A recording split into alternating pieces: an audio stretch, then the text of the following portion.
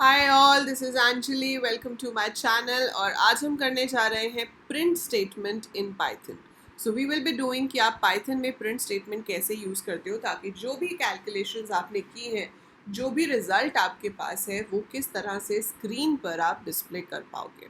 So print एक pre defined function होता है जिसे हम बिल्ट इन फंक्शन भी कहते हैं पाइथन में, जिसकी हेल्प से हम कुछ भी प्रिंट करा सकते हैं। नॉर्मली आपने देखा होगा बुक्स में और दूसरे वीडियो ट्यूटोरियल्स में कि किसी भी लैंग्वेज में जब हम प्रोग्राम बनाते हैं तो पहला प्रोग्राम होता है प्रिंट हेलो वर्ल्ड, है ना। सो वैसे ही यहाँ पर भी अगर आप कुछ प्रिंट करना चाहते हो तो आप पाइथन ओपन करेंगे। पाइथन ओपन करते ही what I have to do is मुझे एक मैसेज प्रिंट कराना है। तो मैंने लिखा hello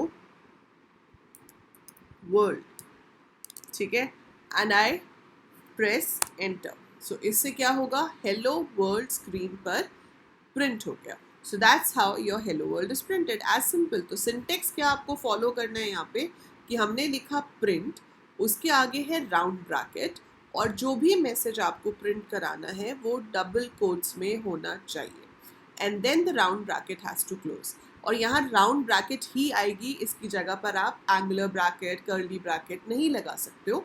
so print small letters में लिखना है, ऑल स्मॉल लेटर्स।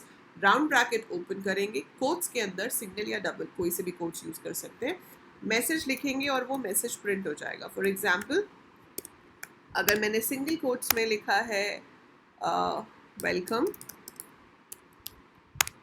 तो भी वो एज इट इज ही प्रिंट करता है। Fine. So that's how basic print statement works. अब ये तो हो गया फिक्स मैसेज, कुछ भी हो स्क्रीन पे प्रिंट हो जाएगा। Now I have n is equal to 10, ठीक है। n इज इक्वल टू 10 ले लिया मैंने, तो n में मेरे पास अभी 10 है और मैं इसकी वैल्यू को प्रिंट कराना चाहती हूँ, और मैंने ये लिख दिया।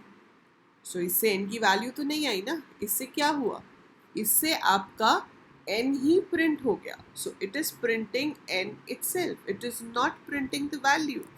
आपको उसकी वैल्यू चाहिए, तो हम क्या करेंगे, प्रिंट n। सो जब मैं प्रिंट n करूंगी तो ये मुझे प्रिंट करके देगा 10, वैल्यू ऑफ दैट वेरिएबल। सो अगर कोई चीज़ कोट्स के अंदर है तो वो एक फिक्स मैसेज समझा जाता है, और अगर वो कोट्स के अंदर नहीं है, वो नॉर्मली आपने लिखा है, so it is taking it as a variable.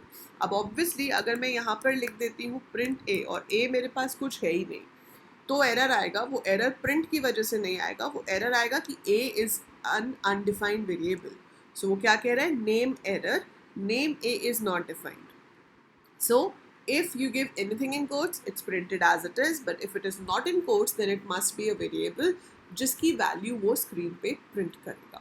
अगर आपको दोनों की वैल्यू कंबाइन करके प्रिंट करनी है, जैसे you want to print number is n, so इससे तो नंबर इज n आएगा, बट आप उसकी वैल्यू चाहते हो तो आप लिख सकते हो number is and then comma n। So number is comma n से क्या हुआ, it is printing number is 10, अपने आप से वो एक स्पेस एक्स्ट्रा बीच में प्रिंट कर देता है। Another way of printing this could be, आप लिख सकते थे नंबर इज कंकैटिनेटेड बाय, ठीक है, एंड। सो प्लस, मैंने आपको डेटा टाइप्स वाली वीडियो में बताया था कि हम दो स्ट्रिंग्स को कंकैटिनेट कर सकते हैं, बट यहाँ पे प्रॉब्लम है, नंबर इज तो एक स्ट्रिंग है लेकिन n तो इंटीजर है, तो ये क्या कहेगा कि भाई स्ट्रिंग और इंटीजर को कंकैटिनेट नहीं कर सकते। तो अगर आपको कॉमा दे के प्रिंट करना है वो एक तरीका है, लेकिन दूसरा तरीका अगर आप यूज़ करना चाहते हो प्लस वाला, तो आपको यहाँ पर str फंक्शन की मदद लेनी पड़ेगी। आपको उस n को कन्वर्ट करना पड़ेगा पहले स्ट्रिंग में। तो मैंने लिखा number is plus str n। Now both sides are strings और वो कंकैटिनेट होके प्रिंट कर रहा है नंबर इज 10। Getting it? समझ पा रहे हो आप? ठीक है। सो दैट इज नंबर इज 10। सो यहाँ पर आ गया हमारे पास वैल्यू। तो ऐसे ही अगर मेरे पास दो नंबर्स होते, जैसे कि a में 20 है, b में 40 है एंड c में है a प्लस b, एंड मैं आपको कहती हूँ कि मुझे प्रिंट करके दिखाओ sum of 20 and 40 is 60. So if I have to print that, there are two options. One is I can write sum of, और अगर मैं concatenation यूज़ कर रही हूँ तो I have to do like this, sum of str a plus then I have to leave a space, and B is strc. So it will print sum of 20 and 40 is 60. Another option is आप लिख सकते थे sum of, यहाँ पे space मत दो क्योंकि वो अपने आप से एक स्पेस दे ही देता है, एंड B इज, तो देखो जहाँ पर स्पेस चाहिए वहाँ पे आपको डबल कोट्स में अपने आप से स्पेस देनी पड़ेगी, जहाँ पे नहीं चाहिए वहाँ पर आप छोड़ सकते हो, ठीक है। सो स्पेसिंग इसमें कॉमा में अलग तरीके से आती है और STR से जब हम देते हैं तो अलग तरीके से आती है। So it will print it like this, sum of 20 and 40 is 60. Fine, so that is how we print. इसमें एक और तरीका होता है काम करने का with the help of curly brackets and character specifiers, वो मैं आपको अभी नहीं बता रही हूँ, वो we will be doing later, ठीक है। सो वो भी हम करेंगे, बट अभी आप इसको सबसे इजी तरीके से समझो, एंड सबसे इजी तरीका ये है। अच्छा, ये तो एक चीज़ हो गई। अब यहाँ तो इंटरेक्टिव है, पर मान लो कि मैं यहाँ से एक न्यू फाइल क्रिएट करती हूँ और इसमें मैं एक से ज़्यादा प्रिंट स्टेटमेंट्स लिखती हूँ। सो मैंने लिखा print hello, then I write print how are you, print thank you, ठीक है। अब आप इसको सेव करते हो, इसका नाम आपने हाई दे दिया, and then I run this. So when I run this I will see कि ये तीनों मैसेजेस अलग अलग लाइन पे आए। दैट मीन्स कि जो प्रिंट स्टेटमेंट है वो हर बार नेक्स्ट लाइन पे जाके प्रिंट करती है। So by default it goes to the new line. आप चाहते हो वो न्यू लाइन पे ना जाए, तो अगर आप चाहते हो न्यू लाइन पे ना जाए, so I have to use this attribute called end. तो मैंने यहाँ हेलो लिखा, उसके बाद कॉमा दिया और फिर लिखा end is equal to whatever thing you want to write, यहाँ पर आप लिख सकते हो कुछ भी। तो जो भी मैं यहाँ पे लिखूंगी वो प्रिंट होगा, और जो नेक्स्ट प्रिंट है वो सेम लाइन पे ही प्रिंट करेगा, वो अगली लाइन पे नहीं जाएगा। सो जब हम एंड में कुछ नहीं देते तो by default and new line होता है, मतलब बाय डिफ़ॉल्ट वो नेक्स्ट लाइन पे जाता है। और अगर आप वहाँ पर कुछ दे देते हो तो अगली वाली प्रिंट नेक्स्ट लाइन पे प्रिंट नहीं करेगी, सेम लाइन पे प्रिंट करेगी, और फर्स्ट लाइन के आउटपुट के बाद वो उसे प्रिंट करेगा जो आपने एंड में दिया है। तो मैंने एंड में दिया था कॉमा एंड स्पेस, तो उसने हेलो के बाद कॉमा और स्पेस प्रिंट किया और उसके बाद प्रिंट कर दिया हाउ आर यू।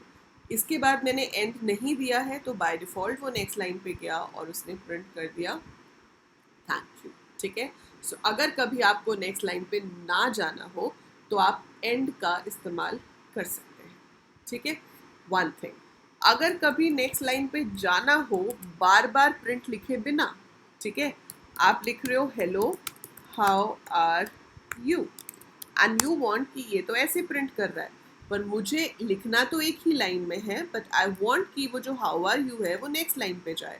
तो we have a special symbol called \n। So अगर आप \n लगा देते हो तो वो सिंगल प्रिंट में होते हुए भी नेक्स्ट लाइन में चला जाता है। So it prints like hello how are you. Got it? So that is how we can write print with \n. So \n is a special symbol जिसे हम escape sequence भी कहते हैं, which helps you to go on the next line. Similar way, अगर आपके पास है \t, तो \t का काम होता है tab, मतलब multiple spaces, तो it leaves around 4 spaces. So अगर आप ऐसे लिखते हो तो आपके hello और world के बीच में 4 spaces आ जाएंगे. So hello world is printed like this. इसके अलावा और भी एस्केप सीक्वेंसेस होती हैं, जैसे कि मैं अगर लिखना चाहूँ \n is used for new line, तो प्रॉब्लम क्या होगी कि वो बैकस्लैश को तो प्रिंट ही नहीं करेगा, बल्कि वो नेक्स्ट लाइन पे चला गया और उसने ऐसे प्रिंट कर दिया।